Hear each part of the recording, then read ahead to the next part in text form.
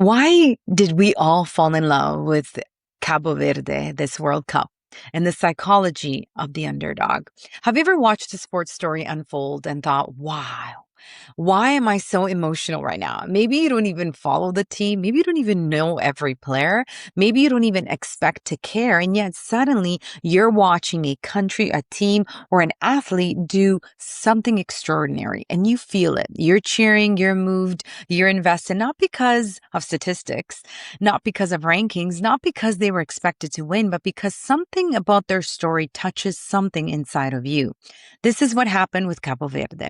During the 2026 World Cup, Cabo Verde became one of the best, most beautiful stories of the tournament. A small island nation, a very first time World Cup appearance, a team many underestimated, and yet they stepped onto the biggest stage in football and made the world pay attention.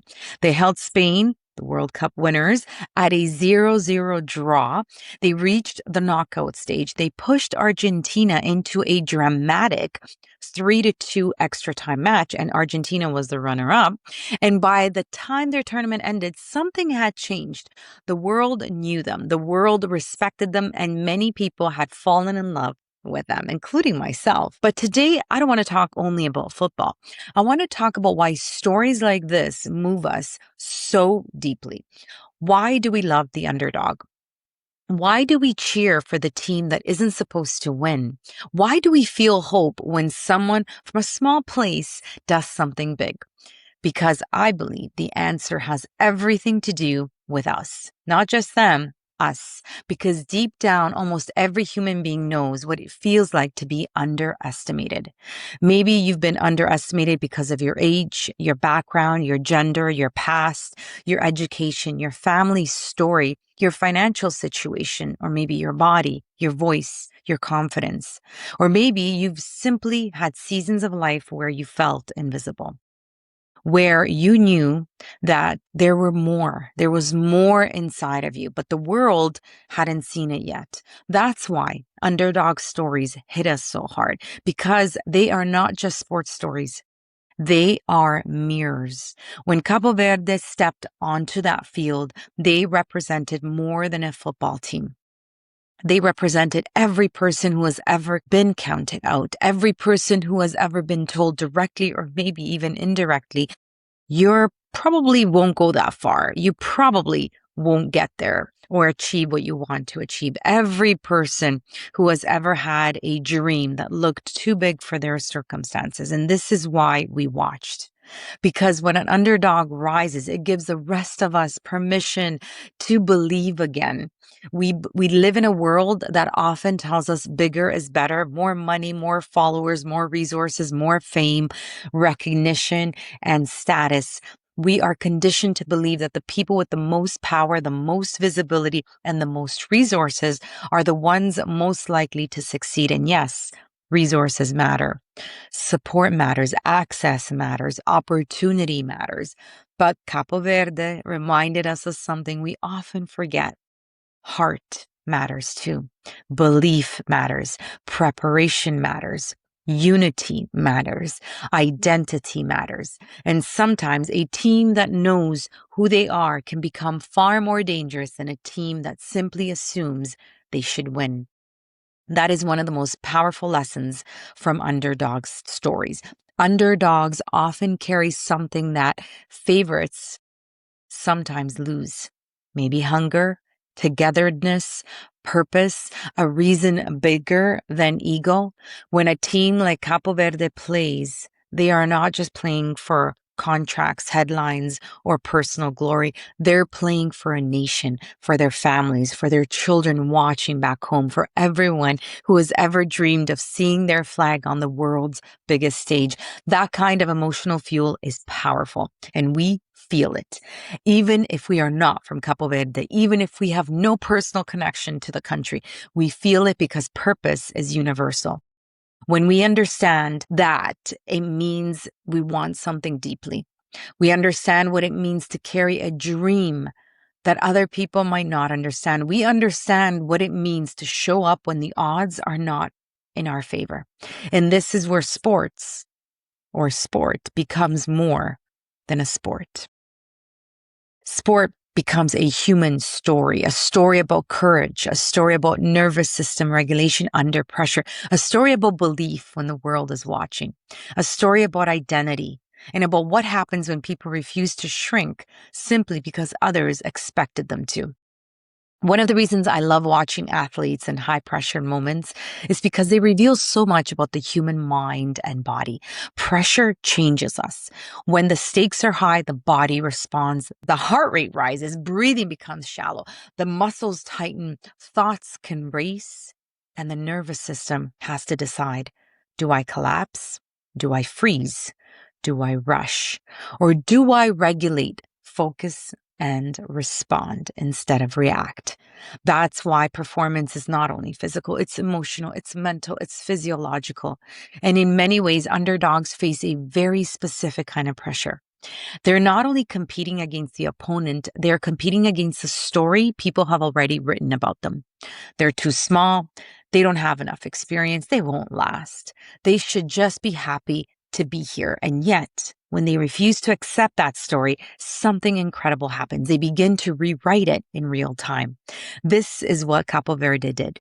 They didn't wait for the world to fully believe in them before they believed in themselves. And that is a lesson many of us need, or maybe many of us need a reminder of.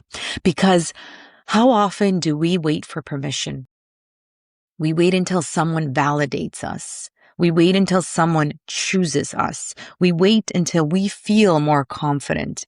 We wait until we have the perfect plan. We wait until the timing is easier. Or we wait until the fear disappears. But what if belief comes first? What if we don't need the world to see your potential before you decide to honor it? What if you don't need everyone to understand your dream before you begin to build it? What if you don't need to be the obvious favorite in order for something meaningful to occur? Capo Verde's story reminds us that you can be overlooked and still be dangerous. You can be underestimated and still be prepared. You can come from a small place and carry very big dreams. You can be unknown to the world and still know exactly who you are. And that last piece is so important because there is a difference between being unknown and being unworthy. There is a difference between being unseen and being unprepared. There's a difference between the world not knowing your name and you not having something powerful to offer. Sometimes people are not invisible because they lack greatness. Sometimes they are invisible because the world has not looked closely enough yet. And when the moment comes, everything changes. And are you prepared for it? This is why underdog stories can feel so emotional. They remind us that visibility is not the same as value. Just because someone hasn't recognized your gift yet doesn't mean your gift isn't real. Just because your dream hasn't happened yet, it doesn't mean it won't. Just because you are not where you want to be today doesn't mean your story is over. It may simply mean you are still in the preparation chapter. And preparation chapters are not always glamorous. Actually, they're quite not often glamorous or exciting. They are often more quiet, repetitive, maybe lacking a little bit of stimulation. Maybe they often feel lonely and full of doubt and sometimes even fear. But when the opportunity comes, preparation is what allows you to meet that moment. That's why Capo Verde's journey was not just about one match. It was about years of building, years of players developing, years of belief growing, years of a country daring to imagine itself on a stage that once felt impossible. Wow, I'm getting goosebumps. And now, because of this World Cup run, young players in Capo Verde are dreaming bigger. The kids are dreaming bigger. They are seeing possibility differently. They are looking at the national team and thinking, if they can do it, maybe I can too. This is the ripple effect of an underdog story. It doesn't end with the final whistle. It plants the seeds in children, in communities, in people watching from thousands of miles away. Because when someone breaks through a ceiling, Others begin to question whether the ceiling was even ever real. And this is where I want to bring this back to you. What ceiling have you accepted? What story have you been living under? Maybe it sounds like I'm too old. I'm too late. I don't have enough experience. I don't have the right background. People like me don't do things like that. I missed my chance. I missed the boat. I missed the train. I missed the bus. I should be realistic. Now, let me be clear. Being realistic is important. I get that. But sometimes what we call realism is actually fear wearing a sensible outfit. Sometimes we say, I'm just being practical, when what we really mean is, I am scared to hope again. And that's understandable because hope can feel very vulnerable. Dreaming after disappointment takes courage. Believing again after failures, it takes courage. Showing up after being overlooked, maybe several times, it takes courage. But the alternative is heartbreaking because if we stop believing too soon, you may never discover what you were capable of becoming. And Capo Verde's story is not telling us that every underdog will win every match. That's not real life. Sometimes you give everything and still lose. Sometimes the final score doesn't go your way. Sometimes the dream takes longer. Sometimes the breakthrough looks different than you imagine. But here's the beautiful part. Even when Capo Verde's tournament ended, their story didn't feel like failure. It felt like arrival. It felt like now the world knows. It felt like we belong here. This is only the beginning. And maybe that is another lesson. Success is not always about winning the trophy. Sometimes success is about changing what people believe is possible. Or maybe it's about expanding the imagination of a generation. Sometimes success is about walking into a room where no one expected you and leaving with everyone's respect. Sometimes success is about proving to yourself, I can stand here. I can handle this. I am not too small for this moment. And for anyone listening who has been doubting themselves, I want you to hear this. You are not too small for your dream. You are not too late for your next chapter. You're not disqualified because your path has been different. You are not behind simply because your journey doesn't look like everyone else's. You may be in your Cabo Verde season, the season where people don't fully see you yet, the season where you are still building, still training, still learning, healing, and becoming. But you don't confuse preparation with lack of progress. And I know this is hard to do. Please don't confuse being underestimated with being incapable, or confuse a delayed dream with a dead dream.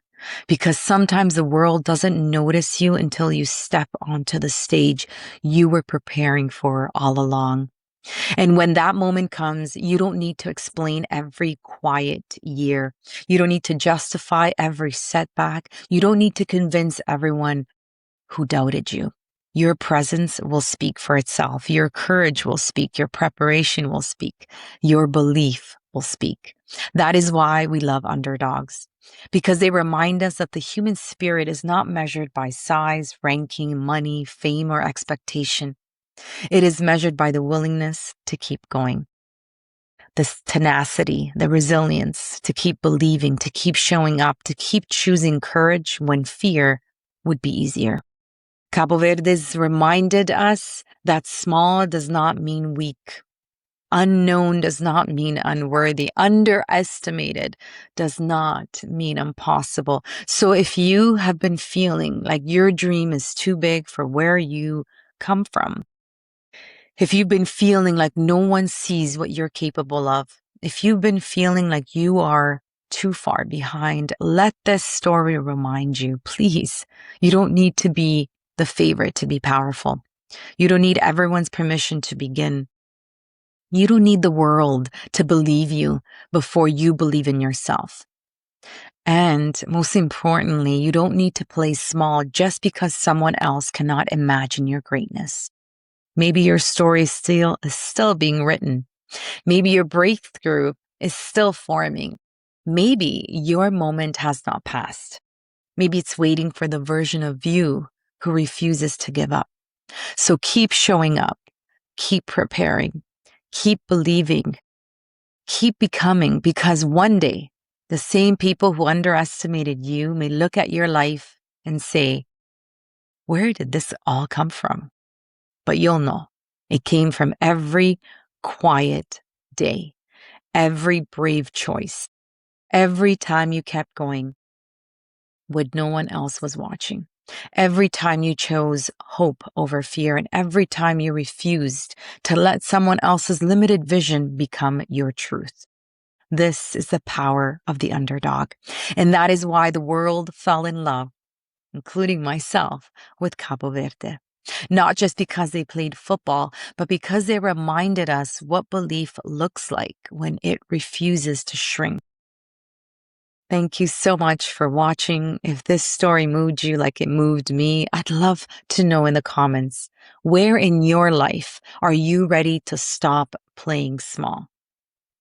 And if someone you love needs a reminder that they are not too late, not too small, and not done dreaming, send them this video. Until next time, keep believing, keep becoming, and never let the size of your beginning limit the size of your dream. Ciao for now.